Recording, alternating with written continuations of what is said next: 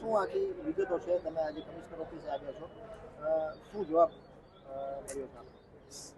Commissioner ઓફિસે તો ખાસ કરીને એટલા માટે આવવું પડ્યું છે કે અમે શુક્રવારે જે રાજકુમારની ઘટના જે બની છે કુવાડવા રોડ ઉપર, એ ઘટનાના સાધનિક કાગળો માંગવા માટે રાજકુમારના પિતાશ્રી એટલે કે રતનલાલ એ જોડે આવેલા હતા.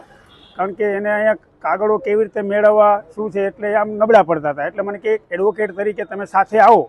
એમની સાથે હું ગયેલો અને કાગળો મેળવવા માટે અરજીઓ કરેલી. એમાં 2 અરજીઓ રહી ગઈ હતી, એટલે કે એક બોડી ઇન્ક્વેસ્ટ પંચનામું તેમજ પ્રથમ વખત થયેલું PM નોટની નકલ આ રહી ગઈ હતી. એટલે અમે સાહેબને કીધું, સાહેબ આ 2 નકલ કહેતા હોય તો આ જે અરજીઓ છે એમાં જ લખી નાખી નીચે, ના એ કે અલગથી તમારે આપવી જોઈએ. એટલે એક તો ત્યાં અલગથી મેં આપેલી હતી અને બીજી એક અરજી જે હતી PMની એ બીજા દિવસે મેં કીધું જાય તો ઓલી લેતા આવી બેહારે. એટલે ગયા એટલે સાહેબે બાનું કાઢ્યું કે મારે જિલ્લા સરકારી વકીલને પૂછવું પડે. મેં કીધું સાહેબ તમે PI છો, નકલ મળવા પાત્ર છે કે નહીં? તમે આવડા મોટા અધિકારી, તમને ખ્યાલ ન હોય? મારે તમને કાયદાની ભાષા, અને અમે તો કીધું સામાવાળા થોડા છીએ, અમે તો અરજદારો છીએ, અમને તો મળવા જોઈએ કાગળો, ફ્રીમાં મળવા જોઈએ. એ તો એને બાના કાઢ્યા કે ભાઈ એમાં હું પૂછી લઉં એકદમ તમારું શું જાય, કાલે આવો ને પરમ દિવસ. એટલે આજે 4 દિવસથી ધક્કા ખવડાવે છે. અને આજે અમે સીધા AGP ને એટલે કે જિલ્લા સરકારી વકીલને મળવા ગયા તો એને મળ્યા નહીં. એટલે ફોન ઉપર વાત કરેલી, એટલે એને મારી રેકોર્ડિંગ છે એમનું. એમને એમ કીધું ભાઈ મારે સાહેબ જોડે વાત થઈ ગઈ, મળવા પાત્ર છે. પછી અમે સાહેબને ફોન કર્યો. મેં કીધું સાહેબ AGP એ તો કીધું મળવા પાત્ર, તો હવે તમે શું કામ પોલીસ સ્ટેશને 2 કલાક બેઠા પછી ફોન કર્યો તો કે ભાઈ હવે મળવા પાત્ર છે કે એને ભલે કીધું આપવાનું આપવા મારે જોવાનું છે. આવો ઉદ્ધતતાપૂર્વકનો જવાબ PI આપેલો છે.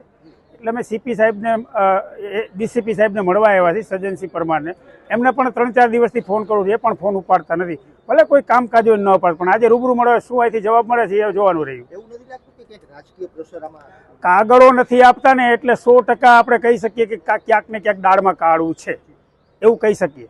રાજકીય પ્રેશર. હા, અને બીજું કે જે પ્રથમ કાગળો આપ્યા એમાં ફોરેન્સિકના જે કાગળો ઉતાવળે અપાઈ ગયા ને એમાંથી જે નવા જે અમુક ઇસ્યુ ઊભા થયા કે ભાઈ લાકડીથી માર મારેલો છે, એમાં ગુદામાં નિશાન છે, આ બધા જાહેર થયું. એટલે એને કદાચ કોઈ ઉપરના અધિકારીઓએ એવું પણ સૂચન કર્યું હોય કે ઉતાવળમાં કાગળો શું કામ આપો છો, હવે પછીના કાગળો આપવામાં અમારું રેફરન્સ લેવો. આ કારણોથી કદાચ PI કદાચ કાગળ ના આપતા એવું પણ આપણે કહી શકીએ.